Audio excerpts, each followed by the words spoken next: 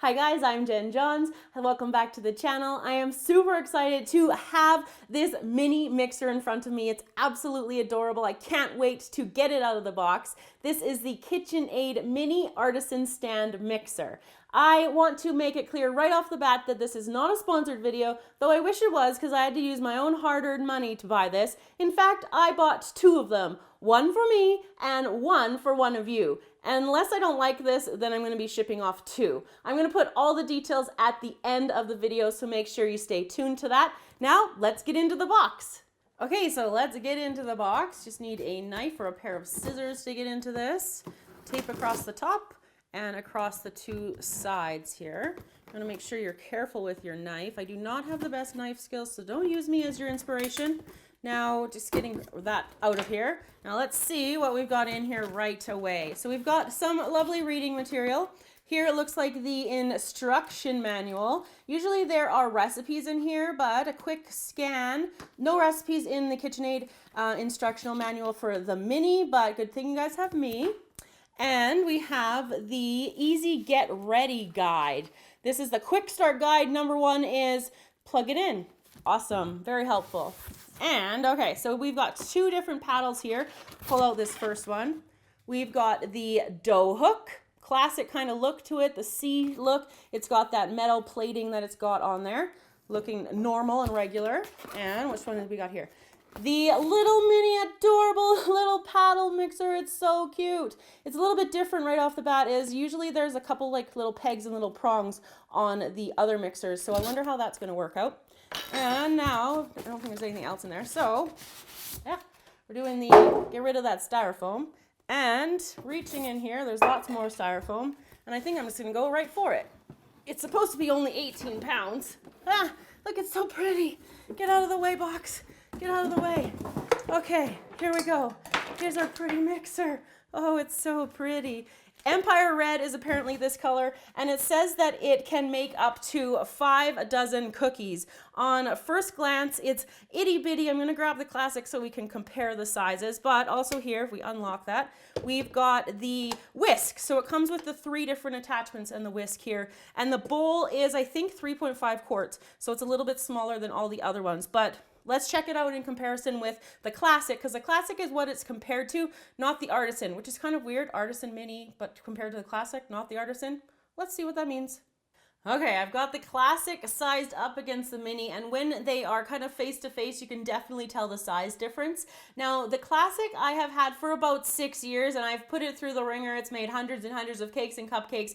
It's got some bruises, it's got some blemishes, but it's doing excellently, and it's stuck with me for all this time. Now, I'm going to go through some of the specs, the boring stuff, but you know, some people want to hear that. Apparently, we can make 5 dozen cookies, like I said, off the box. It said that in the little mini, and it says in my classic I can make 6 3/4 dozen cookies. I've never tried that, but now I need to.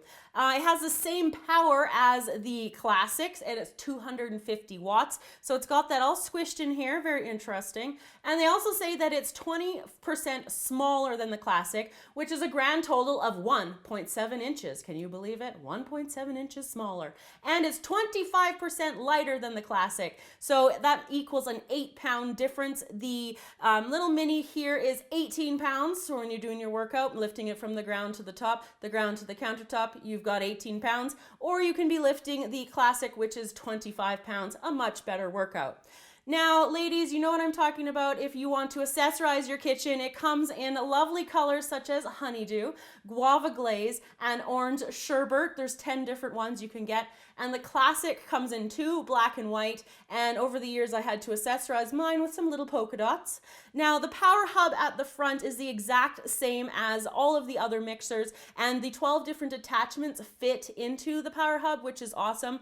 The one attachment that doesn't work, though, is the ice cream maker, because it goes in the bowl, and the bowl's too big for the mini mixer, unfortunately. They both have 10 speeds, and the mini has what they're calling a soft start. So you know when you accidentally hit your start button to be too fast too soon and your icing sugar flows all over? Yeah, I'm going to test that, see if that actually works, the slow start.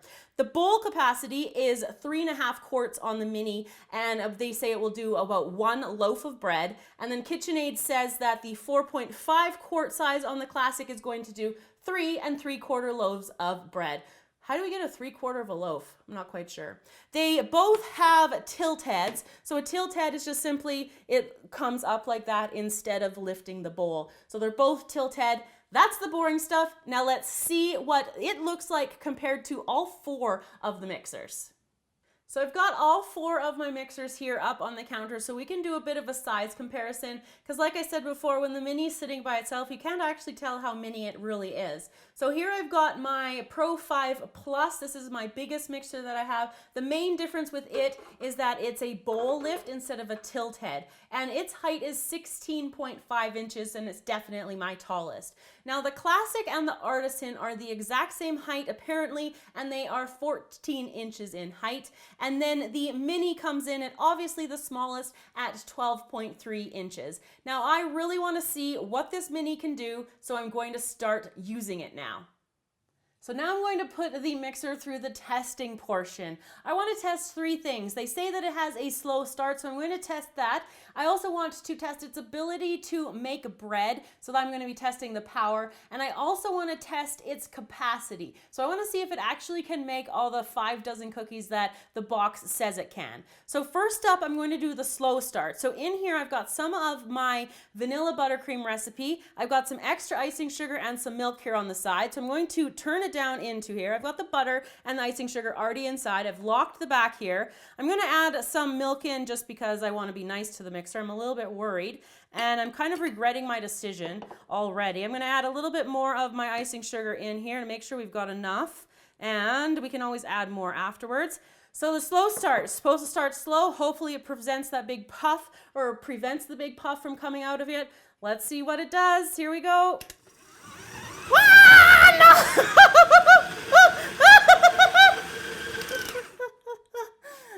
Oops. Okay, that did not exactly go to plan. Pro tip, don't turn the mixer on to full blast if you're trying to test the soft start. So I'm going to try it again, obviously, and I think the big trick is to just start it on the low button. So I've got it locked, and I'm also prepared this time, just in case. Add some milk into our mixture here, and our icing buttercream, and turn it on to the slow one, and let's see how it does. Oh, look, that's how it's supposed to work. Now we're going to test capacity. So I have half of my batch of my cookie recipe in here. It's supposed to make 5 dozen, so we're going to see how it handles it. I'm going to add in the rest of my flour at this point. I've got most of my wet ingredients mixed in, so I'm going to add in the rest of my flour, and then after I mix this all in, I'm going to add the chocolate chips, and that's probably going to be a challenge. So what I'm going to be looking for is whether or not it hops around on the counter and kind of it starts to strain, and you can tend to hear that when a KitchenAid starts to strain. So let's see how it does.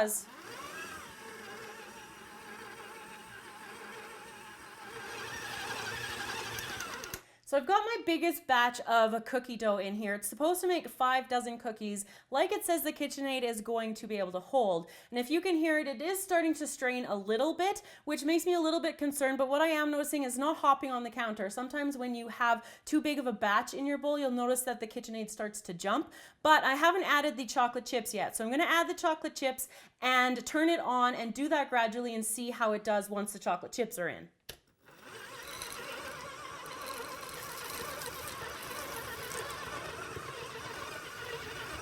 I'm not sure it likes the chocolate chips too much.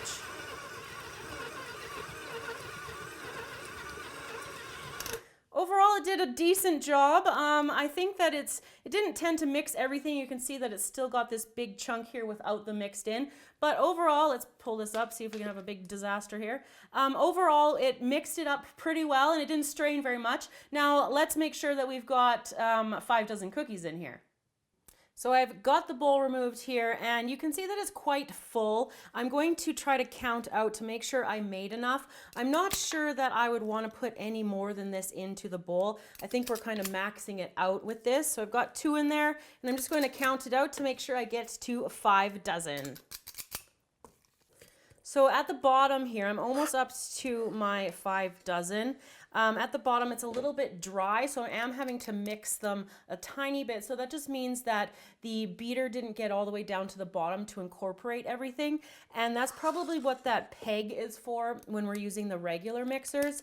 And that helps to mix the ingredients a little bit better than it was here. But what you could also always do is just mix it by hand afterwards, after you've got that, because not all of the mixers do completely mix everything anyways. Also, if you can find a flex edge beater, those ones kind of help too. They've got that little silicone bit on the end that wipes the edge here of the bowl. So I'm coming up on, I'm at 58 now, 59. I think I'm going to end up at exactly 60. We might be able to get 61 out of here, but it did an excellent job. Other than that little bit at the bottom that didn't quite mix in properly, I think the capacity of it is pretty bang on. So what we're going to do next is do the little bit, we're going to make the actual loaf of bread. We're going to try the dough and the dough hook. So now we're going to make the dough for a single loaf of bread. We're going to be using the dough hook. This is a hook for the dough, the KitchenAid attachment, not Captain Hook's hand, but I guess you could use it for that. So we're just going to slide it in here into the lock system. Lock, give it a little bit of a twist. And in my bowl, I've already got flour, sugar, yeast, and salt happening. I'm turning that on low. And while that's mixing, I'm going to add my warmed ingredients here. Bread is something that I've been experimenting with a little bit more lately. I'm having a lot of fun with it. So I'm excited to see what this mixer can do with the loaf of bread. They do definitely give the mixers a little bit of a challenge when it comes to adding more flour in. So I'm going to let this mix for about 2 minutes. So I've been mixing it on a medium speed for a couple of minutes. You are going to have to scrape the sides of the bowl a couple of times, but that's pretty normal for par for the course. Now I'm going to add in my additional flour here. A couple more cups here. I'll leave a little bit, just don't want my bread to be too dry. Now I'm going to turn the mixer up to a high speed and mix it until the dough starts to form a nice ball.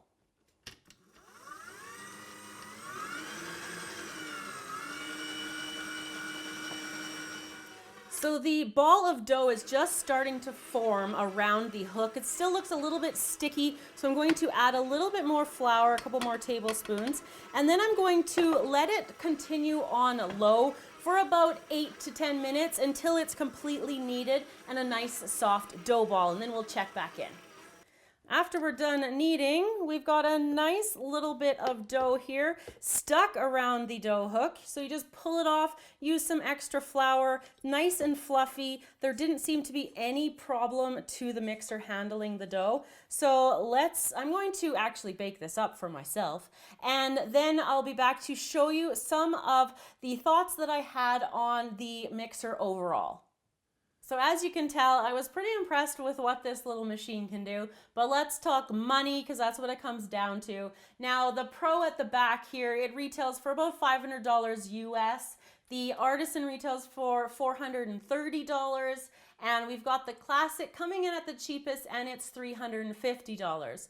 Now the Mini comes in at $400. So it's got the same power and the same capabilities as the Classic does mostly, but it's about $50 more. So if the size of it is necessary for you, then definitely this is an awesome investment. It's made for people who have small kitchens and people who are off to university and college if you want to continue your baking when you head out there. It's definitely the perfect gift, the perfect present, the perfect investment for somebody like that. I loved that it was lighter, it was easier to move around, but what I was a little bit disappointed in was the size of the bowl, and that's simply because yes, it can do the 5 dozen cookies in it, but I know for sure that I wouldn't be able to double a cake recipe, and obviously that's pretty vital for what I do.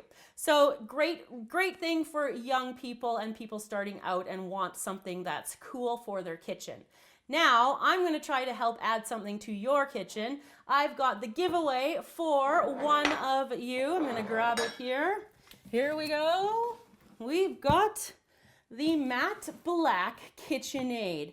Now, for the giveaway, what you have to do is you need to sub to the channel, you need to like this video, and you need to leave a comment down below about the first thing you would bake if you are the lucky winner of this. We are going to send this ourselves. Like I said, this is not a sponsored video, and the cost of shipping worldwide is astronomical, so the contest is open to the US and Canada. But fear not, international viewers, every Sunday when I go live, I'm doing giveaways, so make sure you join me on those lives, and we've got lots of contests coming up prior to Christmas. The contest is going to be open until Sunday, November 27th, and I'm going to announce the winner live on the live stream on Sunday, November 27th, so get your comments in. I hope you guys enjoyed this review. If there's other things you want me to review, I'd love to keep doing some of these videos. Thank you so much for watching. Remember to subscribe to the channel, and good luck.